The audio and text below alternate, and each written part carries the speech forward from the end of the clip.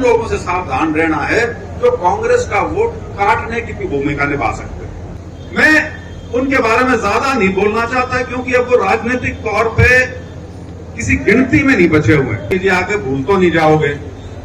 मेरा सिर्फ एक लाइन का जवाब है कि मैं सिर्फ इस चुनाव के लिए नहीं आया हुआ। मान के चल लिया कि अब शायद मैं दूसरा देवीलाल बन लिया और उसके बाद मैं जो भी करूंगा कोई फर्क नहीं पड़ता। ये नए लगेंगे, जो पहचान में नहीं आएगा वो बीच में एक नाम ले देगा बलराम।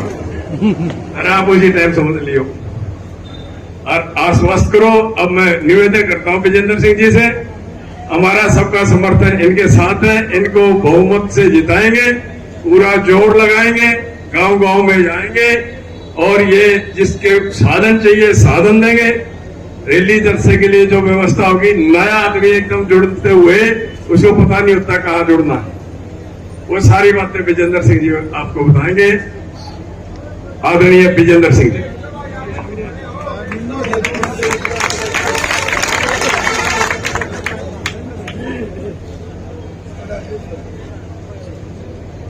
बहुत बहुत धन्यवाद आदरणीय बलराम जी।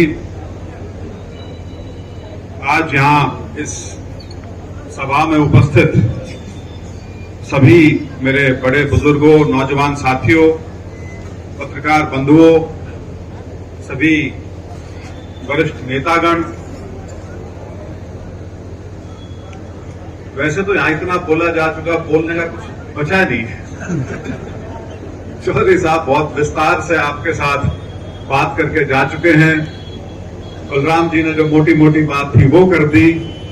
तो मैं वोट की अपील करने के अलावा मेरे को समझ में नहीं आ रहा मैं और नई चीज क्या कहूं। लेकिन मेरा फर्ज है, मैं आपके बीच में आया हूं। सबसे पहले तो मैं आप सभी का बलराम जी के इस आयोजन में, जिसमें उन्होंने कांग्रेस पार्टी का कैंडिडेट होने के नाते मुझे समर्थन किया है, मुझे ये बल दिया है, मैं उनका और सभी साथियों का बहुत बहुत आभार व्यक्त करता हूं, बहुत धन्यवाद करता हूं।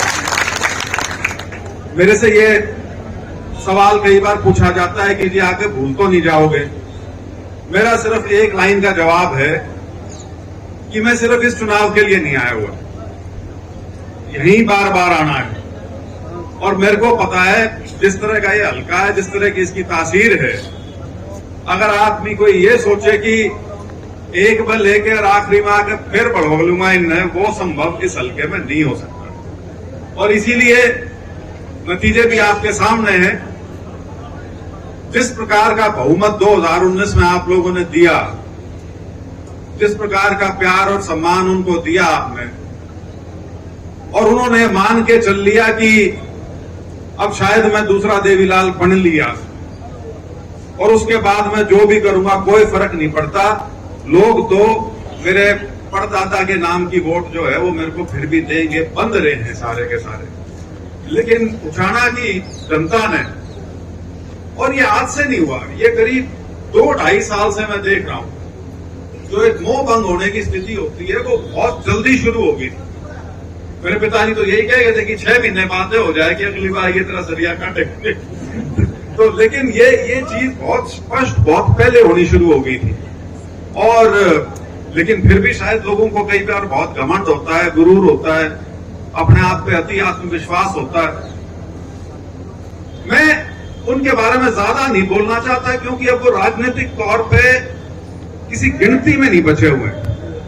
खास तौर पर चुनाव की दृष्टि से यदि बात करें, ये वाला जो चुनाव है 2024 अक्टूबर का, उसमें वो किसी गिनती में नहीं बचे। ये मेरे जितने पत्रकार साथी हैं, ये जब भी मेरे साथ बैठ के मेरे से कोई इंटरव्यू करते हैं, सवाल जवाब करते हैं, तो यदि ये 10 मिनट मेरे से बात करते हैं, 10 मिनट में से 7 मिनट उसी की पूछते रहे। मैं बहुत कहने की कोशिश करता हूं कि भाई बात करनी तो उनकी कर लो जिनके साथ मुकाबला है थोड़ा बहुत। तुम एक ऐसी चीज की बात कर रहे हो जिसको लोगों ने अपने दिमाग से भी निकाल दिया, अपने दिल से भी निकाल दिया, तो उसका बात करने का कोई औचित्य है नहीं। लेकिन सच्चाई ये भी है कि इतना भारी बहुमत देके जिताया था, और सिर्फ जिताया नहीं था, उनको जो पद भी मिला वो भी बहुत बड़ा था। और मैं जो बात कहता हूं, आप लोगों ने उन्हें सही मायने में नेता बनने की जो एक सड़क होती है, रास्ता होता है, उसके ऊपर डाला था। और वो वहां से पथभ्रष्ट हो गए। सिर्फ पद की लालसा ने पूरा का पूरा सारा उनका जो राजनीतिक भविष्य जो हो सकता था, उज्जवल हो सकता था, अपने आप ही उसको खत्म कर लिया। मेरे को आज भी वो दिन याद है जब 2012 या 13 में चौटाला साहब को सजा कब हुई थी, दिसंबर 12, तो बैठे थे कई साथी मेरे पिताजी के साथ। मैं तो उस टाइम सरकारी नौकरी में था, लेकिन मैं भी घर में था, तो मैं सुन रहा था। तो लोग इस तरह की बात कर रहे थे कि अब तो लोकदल खत्म होगी, अब तो इतनी लंबी सजा होगी, या पार्टी तब खत्म हो जाएगी। मेरे को अभी भी याद है, मेरे पिताजी ने कहा तुम कैसी बावड़ों वाली बात करते हो, यह 50 साल पुरानी पार्टी है, इसकी जड़ें गांव तो छोड़ो, गांव के घरों के अंदर घुसी हुई है, और आप सिर्फ ये सोचो कि शीर्ष का नेतृत्व वो वहां से हट गया और पार्टी खत्म होगी, ऐसा कुछ नहीं होना। लेकिन गजब की बात यह है कि जो लोग जो काम दूसरे नहीं कर पाए, उन्होंने खुद कर लिया, और खुद भी ऐसे समय पे किया जो मैं कह रहा हूं कि उन्हें नेता बनाने के रास्ते पे लोगों ने डाला। तो ये स्थिति है। बाकी मैं आपसे अनुरोध ये करना चाहूंगा, आपको काफी देर हो ली यहां पे बैठे हुए, मैं लंबा नहीं बोलूंगा, सिर्फ 2 छोटी बात करूंगा, क्योंकि असली जो मर्म है इस चुनाव का वो उसमें है। मेरे अनुसार, मैं गलत भी हो सकता हूं, लेकिन मेरी सोच जो है चुनाव की वो वहां है। किसी को ये गलतफहमी नहीं होनी चाहिए कि मुकाबला किसके बीच में, चाहे उचाना हो चाहे हरियाणा हो, मुकाबला जो है सीधा सीधा कांग्रेस और बीजेपी का है। और बीजेपी के प्रति लोगों में आज के दिन क्या भावना है वो जग जाहिर है। लोकसभा में उसका एक छोटा नमूना देख चुके हैं। लोकसभा में तो फिर भी क्या है, मोदी जी का नाम लोकसभा के चुनाव में चलता है, उस नाते आप कह सकते हो कि उनकी 5 सीट आई है, 5-5 तो बराबरी का काम है। ये जो विश्लेषक होते हैं ना, ये इस तरह का तर्क देते हैं कि 5-5 तो बराबरी की है। उनमें आप असेंबली सेगमेंट भी अगर गिन लो, वो भी 46-44 हैं, तो कांग्रेस की हवा कहां है? कांग्रेस की हवा वहां तो दिखी, वो असली अब दिखेगी। और कांग्रेस की जो हवा थी उसका भी एक नमूना आप ये देखना, कांग्रेस की जो जीत हुई है हल्कों में, लोकसभा वालों में भी, उसमें हल्कों में जीत कितनी बड़ी बड़ी हुई है। तो वो चीज अब जब असेंबली का चुनाव आएगा तो वो सारा का सारा गुबार जो 10 साल से भरा हुआ है लोगों के अंदर, वो असली तो अब फूटना है, क्योंकि प्रदेश की सरकार का जो भूमिका रही है उसके ऊपर लोगों ने अपना फैसला अब देना है। पैसा कहां से आ रहा है, ये सोचने की बातें हैं। ये पैसा कहीं ऊपर से नहीं आ रहा, खुदा ने भी नींद नहीं भेज रखा है, ये कोई फंडिंग करने लग रहा है। तो ये खेल है जो आपके साथ खेलने की कोशिश की जा रही है। मेरे को बहुत लोग आके कान में फुसफुसाते हैं कि जो फलाने गांव में गया था वहां लोग जुड़ गए, वहां लोग जुड़ गए, और आमतौर पे गांव वो होते हैं जिनमें अब तक हमारे दौरे नहीं लगे। हम जब वहां जाते हैं तो वो एक जो प्रचार बनाया होता है वो सारा का सारा धत्ता रह जाता है, वहां कुछ नहीं मिलता है सब। लेकिन एक माहौल बनाने की कोशिश है, और उस कोशिश के पीछे कुछ शक्तियां हैं, और यही है इस बार के चुनाव की राजनीति जो हमें समझनी है, जिससे हमको सावधान रहना है। लोगों ने मन क्या बना रखा है? लोगों ने मन बना रखा है कि बीजेपी को इस बार पूरी तरह से बाहर का रास्ता दिखाने का, वो है चुनाव का असली मुद्दा। और वही मुद्दा जो है उसकी जो फिर तस्वीर दिखती है वो ये है कि इसको करने में सक्षम कौन है। इसको करने में सक्षम सिर्फ और सिर्फ कांग्रेस पार्टी। बाकी जो हमारे क्षेत्रीय दल थे वो तो हाशिए पर चले गए, हाशिए से भी बाहर चले गए, तो वो आज के दिन उनका अस्तित्व नहीं है। वो तो सिर्फ अपनी कुछ ऐसी लड़ाई लड़ रहे हैं कि आने वाले टाइम में दोबारा से कोई हैसियत दोबारा बन जाए, थोड़ी सी राजनीति आगे चलती रहे। तो सीधा सीधा मुकाबला जो है वो कांग्रेस और बीजेपी का है। तो इसमें आप लोगों को सिर्फ और सिर्फ उन लोगों से सावधान रहना है जो कांग्रेस का वोट काटने की भी भूमिका निभा सकते हैं, क्योंकि बीजेपी पर कौन ही वोट, बीजेपी पर वोट नहीं है। बीजेपी किसी भी सूरत में उस जगह में नहीं आ सकती जहां वो सही मायने में मुकाबले में हो। सही मायने से मुकाबले से मेरा मतलब है मुकाबला तो उन्हीं से है, लेकिन हार जीत का अंतर जो है बीजेपी के साथ वो बहुत ज्यादा है।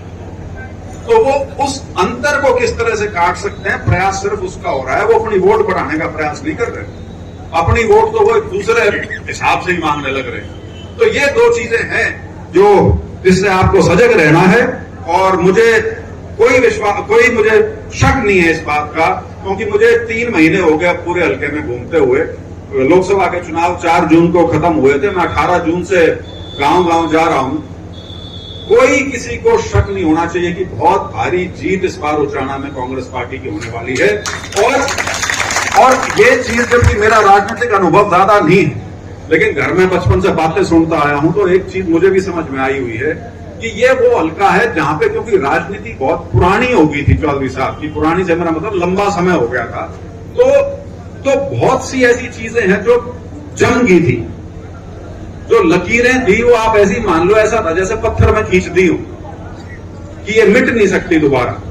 ये पहला चुनाव आया है जब वो लकीरें जो हैं वो मिटने की छोड़ो, उनके धूमिल होने की छोड़ो, मुझे वो लकीरें इस बार नजर नहीं आ रही कहीं पे भी। और एक पूरा का पूरा माहौल जो है वो सारा का सारा कांग्रेस के पक्ष में है।